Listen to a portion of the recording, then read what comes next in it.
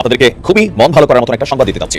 এতদিন প্রেমটা ছিল গোপনে, এতদিন সহযোগিতাগুলো ছিল গোপনে, কিন্তু আর কত গোপন প্রেম এবার আসছে প্রকাশ্যে। সেই প্রেমের পরিণয় বা পরিণতিটাকে ঘোষণা করার দিন শেষে আলহামদুলিল্লাহ এই ঘোষণাটা প্রকাশ্যে আসার পর খেলাটা কি হবে, এবার খেলা ইনশাআল্লাহ জমবে। চতুর্দিকে অনেক দুঃখের খবর। ইরান আমেরিকা যুদ্ধ চলছে, পাকিস্তান আফগানিস্তান যুদ্ধ চলছে, নিহত হয়েছে, বহু আহত হয়েছে। এরকম খারাপ খবরের মাঝে একটা মজার খবর নিয়ে আপনাদের সঙ্গে আলোচনা করি কিংবা শেয়ার করি। সেই মজার ঘটনাটা ঘটেছে, নির্বাচন শেষ, ফলাফল ঘোষণা শেষ, এমনকি গেজেটও প্রকাশ হয়ে গেছে। যারা ভেবেছিলেন রাজনীতির মাঠ এখন ঠান্ডা, খেলা শেষ হয়ে গেছে, তারা আসলে মস্ত বড় ভুল করছেন। আসল খেলা তো মাত্র শুরু হলো। পুরো নির্বাচনের ফলাফল পাল্টে যাওয়ার মতো এক নজিরবিহীন ঘটনা ঘটতে যাচ্ছে বাংলাদেশের ইতিহাসে। হঠাৎ করেই হাইকোর্ট থেকে এমন এক নির্দেশ এসেছে, নির্বাচনের পর জামাত তাদের একটা অকল্পনীয় মিশন সফল করতে পেরেছে। এটা জামাতে চিন্তা করেনি যে এটা সফল হবে। হ্যাঁ, সফল হয়েছে। মাত্র 10 দিনের মধ্যে জামাত এই মিশনটা সফল করতে পেরেছে। 10 দিন সময় লেগেছে। সংসদের অধিবেশন শুরু হলেই বিএনপি কঠিন পরিস্থিতিতে পড়বে। রাষ্ট্রপতি শাহাবুদ্দিন চুপ্পুকে নিয়েই একটা অনাকাঙ্ক্ষিত পরিস্থিতি তৈরি হবে। আজকে ঢাকা পলিটেকনিক ইনস্টিটিউটে ছাত্র দলের সন্ত্রাসী কর্তৃক শিবির এবং সাধারণ শিক্ষার্থীদের উপর যে ন্যাক্কারজনক হামলা হয়েছে, আমরা তার তীব্র নিন্দা প্রতিবাদ জানাচ্ছি। বিএনপি যতবারই ক্ষমতায় এসেছে ততবারই ছাত্রদল বেপরোয়া হয়েছে। আজকে বেপরোয়া ভাবে ছাত্রদল ঢাকা পলিটেকনিক্যালে ছাত্র শিবিরের ছেলেদের যে রক্তপাত ঘটিয়েছে, এটার জন্য যে কত বড় মাসুল তাদের দিতে হবে সেই জিনিসটা তারা আগে চিন্তা করে না। 2024 সালের 14 জুলাই থেকে 5 আগস্ট পর্যন্ত, 5 আগস্ট শেখ হাসিনা পালিয়ে গিয়েছে, এই 5 আগস্ট পর্যন্ত পুলিশের গুলিতে প্রায় 1500 ছাত্র নিহত হয়েছেন। জুলাইর সাথে কেউ গাদ্দারি করবে না, গাদ্দারি করার কোনো রাস্তা নাই। তো আপনাকে একটা জালের মধ্যে আটকা ফেলাইছে তো ডক্টর ইউনূস স্যার। উনি এমন ভাবে সংস্কার করে রাখা গেছে, আর ওই সংস্কারের ভিতর দিয়ে এখন সবাইকে যেতে হবে, কারণ সবাই ওই জালে আটকা পড়ে গেছে। যদি এরকম হতো তাহলে বাংলাদেশ আজ এই পরিস্থিতির মুখে পড়তে হতো না। আমরা রবীন্দ্রনাথের সেই বিখ্যাত কবিতার কথা স্মরণ করতে পারি, এমন জীবন করিবে গঠন, মরিলে হাসিবে তুমি, কাঁদিবে ভুবন। সুপার পাওয়ার আজ তাদের পা কাঁপছে, বিশ্বাস হচ্ছে না। ইতিহাস সাক্ষী, যখন কোনো সাম্রাজ্য পতনের মুখে দাঁড়ায় তখন তাদের কথা আর কাজে মিল থাকে না। ঠিক সেটাই এখন ঘটছে। আসসালামু আলাইকুম প্রিয় দর্শক শ্রোতা, আশা করি সবাই ভালো আছেন। নতুন একটি ভিডিওতে সবাইকে স্বাগতম।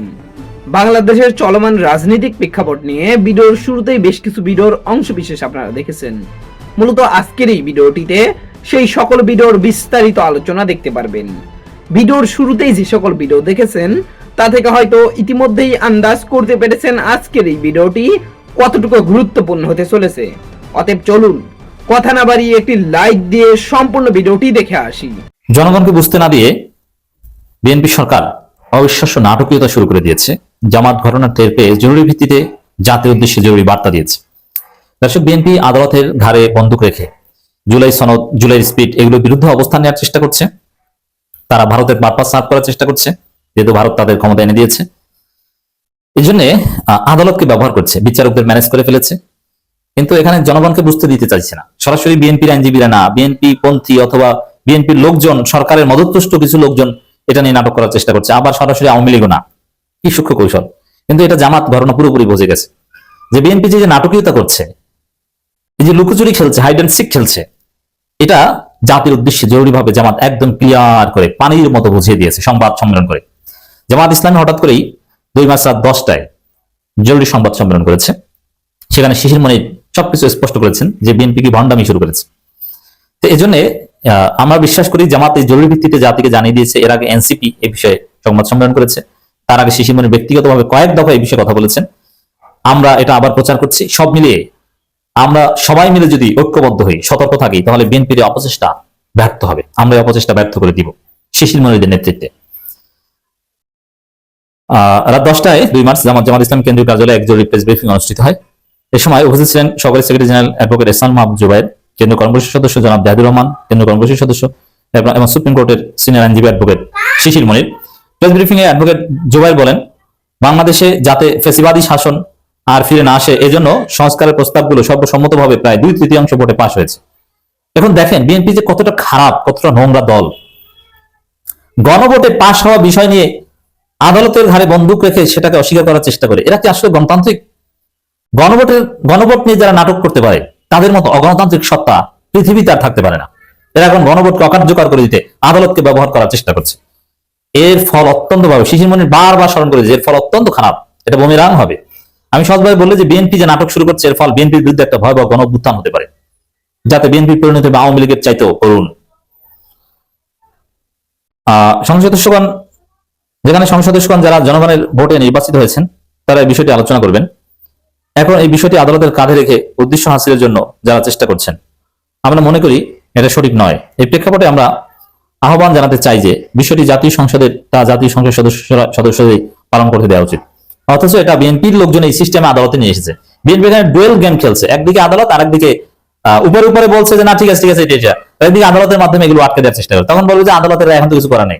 মানে হাসিনা কিন্তু এই পলিসি অবলম্বন করে হাসিনা পতন হয়েছিল। কোটা সংস্কার নিয়ে বারবার আদালত বলেছিল না, এমনকি হাইকোর্ট বলেছিল। তো জনগণ হাইকোর্ট ঢুকে দিয়েছে পিছনে। রাজনৈতিক বিষয় নিয়ে যদি এভাবে খেলতে যায় হাইকোর্টের মাধ্যমে, তাহলে তার পরিণতি কিন্তু গণঅভ্যুত্থানে পতন। এটা শিশির মনি বারবার ইঙ্গিত দিচ্ছেন। তিনি আরো বলেন, অতীতে জাতীয় সংসদের কিছু বিষয় আদালতের কাঁধে ভর করে আদালতে নিয়ে যাওয়া হয়েছে, তখন সংকট আরো বেশি ঘনীভূত হয়েছে এবং জাতীয় বিপর্যয় নেমে এসেছে।